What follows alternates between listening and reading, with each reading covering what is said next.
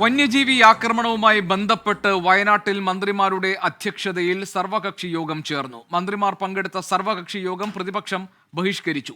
വയനാട്ടിലെ വന്യജീവി പ്രശ്നം നിരീക്ഷിക്കാൻ ജനകീയ സമിതിക്ക് രൂപം നൽകാൻ സർവകക്ഷി യോഗത്തിൽ തീരുമാനമായിട്ടുണ്ട്.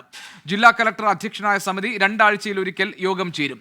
വിവിധ വകുപ്പുകൾ ചേർന്ന് കമാൻഡ് കൺട്രോൾ സെന്ററും തുടങ്ങുമെന്ന് സർവകക്ഷി യോഗത്തിന് ശേഷം മന്ത്രിമാരായ MP രാജേഷും K രാജനും അറിയിച്ചു.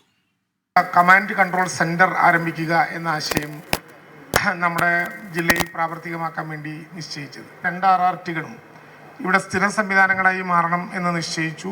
നോഡൽ ഓഫീസറെ ഇപ്പോൾ നിയമിച്ചു. നോഡൽ ഓഫീസർക്ക് കുറെ കൂടി സ്വതന്ത്ര അധികാരവും ഓഫീസും വേണം എന്ന ഒരു പ്രശ്നം ഇന്ന് യോഗത്തിൽ ഉന്നയിക്കപ്പെട്ടു. അത് അനുഭാവപൂർണ്ണം പരിഗണിക്കും എന്ന് ബഹുമാനപ്പെട്ട വനം വകുപ്പ് മന്ത്രി നിശ്ചയിച്ചിട്ടുണ്ട്. റിസോർട്ടുകളുടെ കാര്യം ഇവിടെ പറഞ്ഞു. റിസോർട്ടുകൾ വന്യമൃഗങ്ങളെ ആകർഷിക്കുന്ന തരത്തിൽ പ്രവർത്തിക്കുന്നത് ഒരു വലിയ പ്രശ്നമാണ് എന്ന് യോഗത്തിൽ തന്നെ ഉന്നയിക്കപ്പെടുകയുണ്ടായി. അത്തരം റിസോർട്ടുകൾക്കെതിരെ കർശനമായിട്ടുള്ള നടപടിയെടുക്കും. അതിൻ്റെ ആദ്യഘട്ടം എന്ന നിലയിൽ എല്ലാ റിസോർട്ടുകൾക്കും നോട്ടീസ് കൊടുക്കാൻ തദ്ദേശ സ്ഥാപനങ്ങളോട് നിർദ്ദേശിച്ചിട്ടുണ്ട്. വന്യമൃഗങ്ങളെ ആകർഷിക്കുന്ന നടപടികൾ അവസാനിപ്പിക്കണമെന്നാവശ്യപ്പെട്ടുകൊണ്ട് നോട്ടീസ് കൊടുക്കും. ജില്ലാതലത്തിൽ എൻഫോഴ്സ്മെന്റ് സ്ക്വാഡിനെ രൂപീകരിക്കും. എൻഫോഴ്സ്മെന്റ് സ്ക്വാഡ് തുടർന്ന് പരിശോധന നടത്തി വീഴ്ച വരുത്തിയിട്ടുള്ള റിസോർട്ടുകൾ അടച്ചുപൂട്ടുന്നത് ഉൾപ്പെടെയുള്ള നടപടികൾ സ്വീകരിക്കാൻ നിർദ്ദേശിച്ചിട്ടുണ്ട്. വന്യജീവി ശല്യം രൂക്ഷമായ സ്ഥലങ്ങളിൽ 250 പുതിയ നിരീക്ഷണ ക്യാമറകൾ സ്ഥാപിക്കും. 2 RRT സംഘത്തെ കൂടി പ്രദേശത്ത് വിന്യസിക്കും. അടിക്കാടുകൾ വെട്ടാൻ ഇളവ് തേടി കേന്ദ്രത്തെ സമീപിക്കാനും യോഗത്തിൽ തീരുമാനമായി. UDF സർവകക്ഷി യോഗം ബഹിഷ്കരിച്ചത് എന്ത് സന്ദേശമാണ് നൽകുന്നതെന്ന് MP രാജേഷ് ചോദിച്ചു.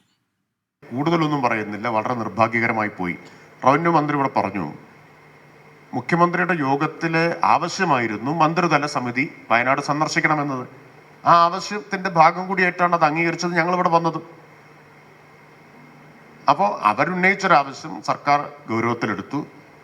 ഈ യോഗം ചേർന്നു. അത് ഇറങ്ങിപ്പോയത്, ബഹിഷ്കരിച്ചത് എന്തൊരു സന്ദേശമാണ് താഴത്തേക്ക് കൊടുക്കുക? ഇത്ര വലിയൊരു പ്രശ്നം വന്നാലും കക്ഷി രാഷ്ട്രീയ പരിഗണനകൾക്കാണ് മുൻഗണന കൊടുക്കുന്നത് എന്ന് വരുന്നത് ജനങ്ങളെ നിരാശരാക്കും. അതുണ്ടാവാൻ പാടില്ലാത്തതായിരുന്നു എന്ന് മാത്രമേ ഇപ്പോൾ പറയുന്നുള്ളൂ. അതുകൊണ്ടാണ് ഞാൻ ആവർത്തിച്ച് പറഞ്ഞത്, നമ്മളെല്ലാം ഒരുമിച്ച് നിൽക്കേണ്ട സമയമാണിത്.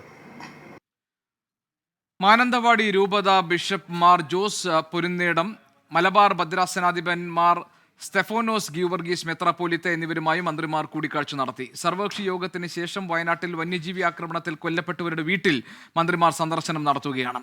കാട്ടാന ആക്രമണത്തിൽ ഗുരുതര പരിക്കേറ്റ ശരത്തിനെയും മന്ത്രിമാർ ഇന്ന് കാണും.